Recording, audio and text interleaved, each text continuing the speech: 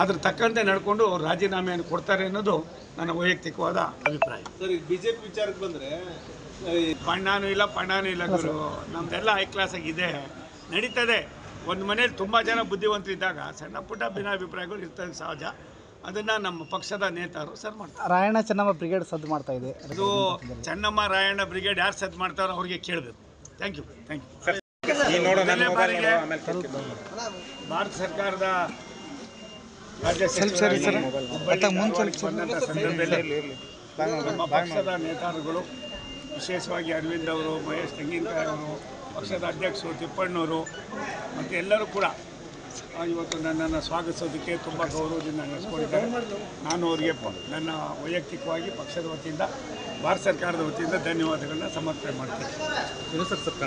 ಪ್ರಸ್ತುತ ರಾಜಕಾರಣದಲ್ಲಿ ನಾನು ನಿನ್ನೆ ತಾನೇ ನನ್ನ ಕಚೇರಿಯಲ್ಲಿ ರೈಲ್ವೆ ಇಲಾಖೆಯಲ್ಲಿ ದೆಹಲಿಯಲ್ಲಿ ಮಾತಾಡಿದ್ದೇನೆ. ಕಾನೂನಿಗಿನ್ನ ಯಾರೂ ದೊಡ್ಡವರಲ್ಲ. ಕಾನೂನನ್ನು ನಾವೆಲ್ಲರೂ ಕೂಡ ಗೌರವಿಸಬೇಕಾಗಿರ್ತಕ್ಕಂಥದ್ದು ನಮ್ಮ ಆದ್ಯ ಕರ್ತವ್ಯ ಅನ್ನೋದನ್ನು ಸ್ವತಃ ನಾವೆಲ್ಲ ಹೇಳಿದ್ದೀನಿ. ಬಾಬಾ ಸಾಹೇಬ್ ಅಂಬೇಡ್ಕರ್ ಅವರು ಯಾವ ರೀತಿ ದೇಶಕ್ಕೆ ಒಂದು ಸಂದೇಶ ಕೊಟ್ಟಿದ್ದಾರೆ ಅದು ನಾವೆಲ್ಲ ಪಾಲಿಸ್ತಾ ಇದ್ದೀವಿ. ಆದರೆ ಬೆಳಗ್ಗೆ ನಾನು ಬರೋದಕ್ಕೆ ಮುಂಚಿತವಾಗಿ ನಮ್ಮ ಕಚೇರಿಯಲ್ಲಿ ಒಂದು ಮೀಟಿಂಗ್ ಇತ್ತು. ಆವಾಗ ಸುಮ್ಮನೆ ನಾನು ಟಿ ವಿ ಹಾಕಿದಾಗ ಪ್ರಿಯಾಂಕಾ ಖರ್ಗೆ ಅವರು ಷಡ್ಯಂತ್ರ ಮಾಡ್ತವ್ರೆ, ನಮಗೆ ಬಾಬಾ ಸಾಹೇಬ್ ಇದು ಸಂವಿಧಾನ ಇದೆ ಅಂತ. ಸಂವಿಧಾನ ಅವ್ರಿಗೆಲ್ಲ ಇರೋದು, ಅದನ್ನು ಓದ್ಕೊಳ್ಳಿ ದಯವಿಟ್ಟು. ಬಾಬಾ ಸಾಹೇಬ್ ಅಂಬೇಡ್ಕರ್ ಅವರು ದೇಶಕ್ಕೆ ಎಲ್ಲಿವರೆಗೂ ಸೂರ್ಯಚಂದ್ರ ಇರ್ತಾರೋ ಅಲ್ಲಿವರೆಗೂ ಒಂದು ದೊಡ್ಡ ಸಂದೇಶವನ್ನು, ಕಾನೂನನ್ನು ಕೊಟ್ಟಿದ್ದಾರೆ. ಅದಕ್ಕೆ ತಲೆ ಬಾಗಬೇಕಾದ್ದು ನಮ್ಮ ಕರ್ತವ್ಯ.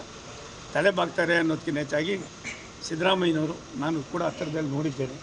ಅವ್ರ ಜೊತೆಯಲ್ಲಿ ಸಚಿವನಾಗೂ ಕೂಡ ಸುಮಾರು ವರ್ಷಗಳ ಕಾಲ ಕೆಲಸ ಮಾಡಿದ್ದೇನೆ. ಅವರ ಜೊತೆಯಲ್ಲಿ ಸಾಕಷ್ಟು ಒಡನಾಟವನ್ನು ಬಲ್ಲವನಾಗಿದ್ದೀನಿ. ಅವ್ರ ವಿರುದ್ಧವಾಗಿ ಚುನಾವಣೆಗೂ ಕೂಡ ಮೊನ್ನೆ 23ರಲ್ಲಿ ನಿಂತಿದ್ದೇನೆ. ಈಗೆಲ್ಲ ಇರುವಾಗ ಇವ್ರು ಯಾರೇನು ಹೇಳಿದ್ರು ಕೂಡ ಸಿದ್ದರಾಮಯ್ಯನವ್ರು ನನಗೆ ತಿಳಿದ ಮಟ್ಟಿಗೆ ಕಾನೂನಿಗೆ ತುಂಬ ಗೌರವಿಸ್ತಾರೆ. ಪದೇ ಪದೇ ಅವ್ರು ಹೇಳ್ತಾ ಇರ್ತಾರೆ ನಾನು ತೆರೆದ ಪುಸ್ತಕ ಅಂತ.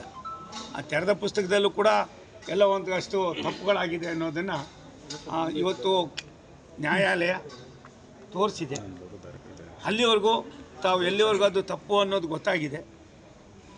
ರಾಜ್ಯದ ಮುಖ್ಯಸ್ಥರಾಗಿ ತಾವು ರಾಜೀನಾಮೆಯನ್ನು ಕೊಟ್ಟು ಮತ್ತೆ ಅದು ಎನ್ಕ್ವೈರಿ ಆಗಿ ಕ್ಲೀನ್ ಚಿಟ್ ಬಂದ ಮೇಲೆ ನೀವೇ ಮುಖ್ಯಮಂತ್ರಿ ಆಗಿ, ಅದು ನಿಮಗೆ ಮತ್ತು ನಿಮ್ಮ ಪಕ್ಷಕ್ಕೆ ಸೇರಿದ ವಿಚಾರ.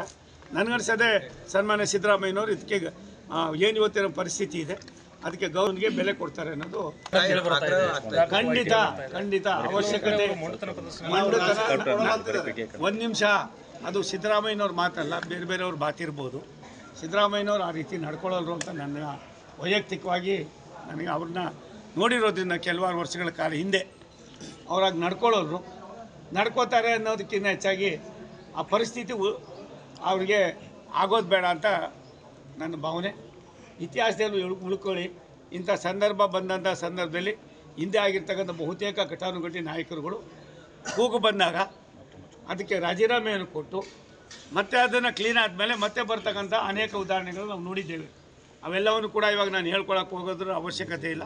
ಸಿದ್ದರಾಮಯ್ಯನವರು 100ಕ್ಕೆ 100 ಏನಿವತ್ತು ಬೆಳಗ್ಗೆ ನಿನ್ನೆ ಆಗಿರ್ತಕ್ಕಂಥ ಉಚ್ಚ ನ್ಯಾಯಾಲಯದ್ದು, ಇವತ್ತಾಗಿರ್ತಕ್ಕಂಥ ಜನಪ್ರತಿನಿಧಿಗಳ ಇನ್ನಷ್ಟು ಸುದ್ದಿಗಳಿಗಾಗಿ ನೋಡ್ತಾ ಇರಿ ಜಸ್ಟ್ ನ್ಯೂಸ್.